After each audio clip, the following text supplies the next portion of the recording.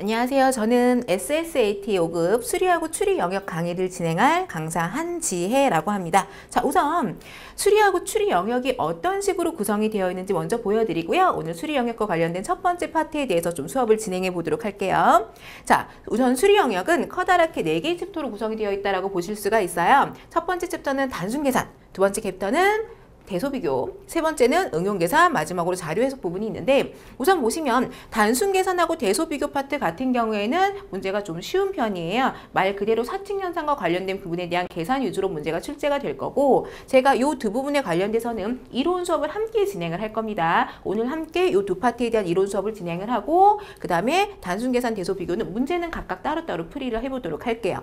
자, 여러분들이 좀 어렵다라고 느끼시는 부분이 바로 이 응용계산 파트일 거예요. 이 파트에 주로 들어가 있는 내용이 뭐가 있냐면 방정식과 부등식 쪽. 자, 근데 단순하게 방정식과 부등식을 풀어라가 아니라 대체로 전부 다 활용 문제예요. 그러니까 활용 문제라고 하는 건 문제가 좀 주저리 설명이 되죠. 여러분께서 식을 세우시고 그거에 대한 답을 찾아주셔야 되는 방정식, 부등식 활용 문제가 있고 또 경우의 수하고 관련된 순열 조합, 확률, 평균 이런 부분들이 전부 다 응용 계산이기 때문에 이 파트가 조금 까다롭게 느끼시지 않을까 좀 생각이 들고요.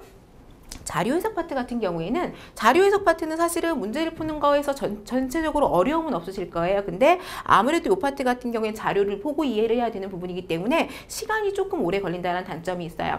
자, 여러분께서 제한된 시간 내에 좀 많은 문제를 푸셔야 되기 때문에 여기가 조금 시간에서 배분을 좀 많이 해주셔야 되고 이 앞쪽에 있는 단순 계산하고 대소 비교 파트에서는 시간을 최대한 줄이셔서 좀 정확하고 빠르게 계산을 해주시는 부분이 중요하다는 거 말씀드릴게요. 자, 넘어가서 제가 추리 영역까지 같이 수업을 할 건데 추리 영역에서 수 문자 추리가 있어요. 이 추리 파트 같은 경우는 완벽하게 수학이라고 보시면 돼요. 수열과 관련된 부분이다라고 보실 수가 있고 문자 추리도 우리가 수추리처럼 비슷한 방법으로 수열로 문제를 풀어 나갈 거예요. 자, 그리고 두 번째 과학 추리라고 하는 부분이 있는데 과학 추리에는 약간 물리 쪽과 관련된 몇 가지 내용이 들어가 있어요. 그래서 고기 운동 법칙이라던가 혹은 에너지와 관련된 부분, 도구와 관련된 부분이 과학 추리에 좀 해당이 되고요. 사실은 챕터가 한 개 더 있죠. 도형 추리라고 하는 부분이 있는데 도형 추리라고 하는 부분은 특별하게 어떤 이론이 필요하지는 않아요. 그렇기 때문에 이러한 문제 유형이 있습니다 라고 하는 것만 제가 간단하게 보여드리도록 할게요. 자, 우선 오늘은 첫 번째 수업 시간으로서 자, 제가 단순 계산과 대소 비교를 할 건데요. 문제를 오늘 다 풀지는 않고 단순 계산과 대소 비교에 대한 이론은 함께 설명을 할 거예요. 이 이론을 가지고 단순 계산과 대소 비교를 모두 해결을 하실 수가 있을 겁니다. 그래서 이론 먼저 설명해 드리고 이 챕터에선 제가 단순 계산 문제까지 함께 보여드리도록 할게요. 자, 첫 번째 단순 계산 부분은 주로 사칙 연산과 관련된 부분이 많이 출제가 되는데 여러분들께서 단순하게 자연수나 정수의 덧셈, 뺄셈, 곱셈, 나눗셈 뿐만이 아니라 분수나 소수와 관련된 부분도 하실 수 있어야 되고 혹은 거듭 제곱 혹은 루트가 씌워져 있는 제곱근의 계산까지 함께 해 주실 수가 있어야 돼요.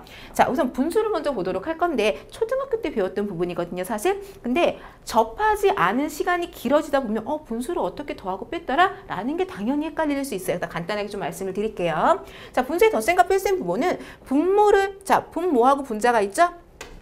A분의 B가 분수예요. 분모는 0이 될 수가 없고요. 이때 아래에 있는 걸 분모라고 얘기하고 위에 있는 수를 분자라고 얘기하죠. 자, 2개, 3개 이상의 우리가 분수의 덧셈, 뺄셈을 할 때는요. 분모를 최소 공배수로 통분을 합니다. 통분이라고 하는 거 분모를 같은 숫자로 맞춰준다라는 거죠. 그 다음에 계산을 하시면 돼요. 이제 예를 들어서 문제를 좀 볼게요.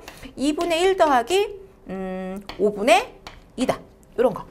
자, 그냥 분모는 분모끼리 더하고 분자는 분자끼리 더하는 게 아닙니다. 가끔 그렇게 푸시는 부분들이 계시는데 통분을 하는 거예요. 자, 2하고 5의 최소 공배수가 10이에요.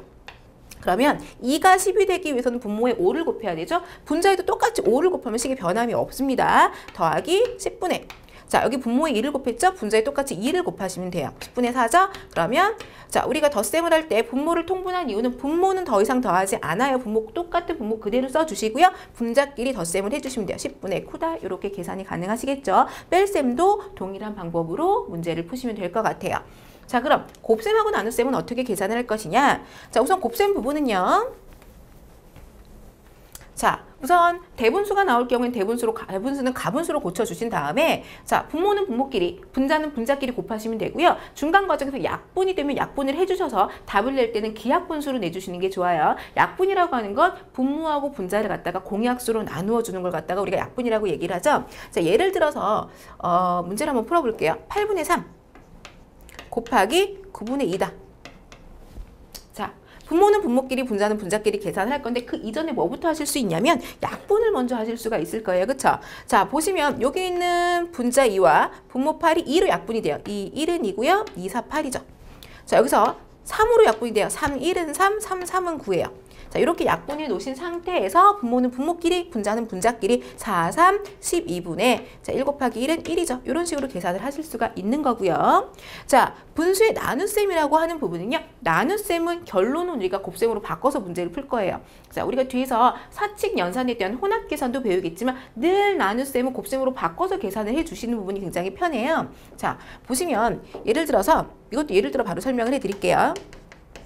8분의 3 나누기 7분의 3 이런 게 있다라고 한번 해볼게요. 자, 그럼 어떻게 할 거냐면 나누기는 어떻게 문제를 푸느냐. 자, 앞에 있는 수는 그대로 쓰시고요. 나누기는 곱하기로 바꾸시면 돼요. 나누기를 곱하기로 바꾸고 뒤에 있는 수를 갖다가 어떻게 해주냐. 역수를 취해 주시면 됩니다. 역수라고 하는 건 뭐냐면 분모하고 분자의 자리를 바꾸는 게 역수예요. 자, 그래서 보시면 8분의 3 곱하기 3분의 7이 되는 거죠.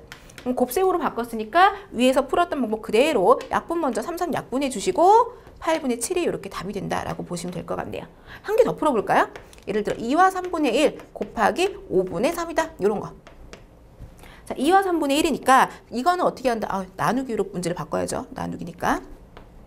자, 2와 3분의 1 같은 대분수는 가분수로 바꿔주시면 돼요. 3분의 얼마냐? 자, 2가 3이 6이죠? 3이 6 더하기 1이니까 3분의 7이고 곱하기로 바꾸신 다음에 자, 3분의 5가 되겠죠. 그러면 약분 안 돼요. 3, 3은 9고요. 7, 5, 35다. 이렇게 계산을 해주시면 되겠습니다. 자, 이런 식으로 분수의 계산을 하실 수가 있고요.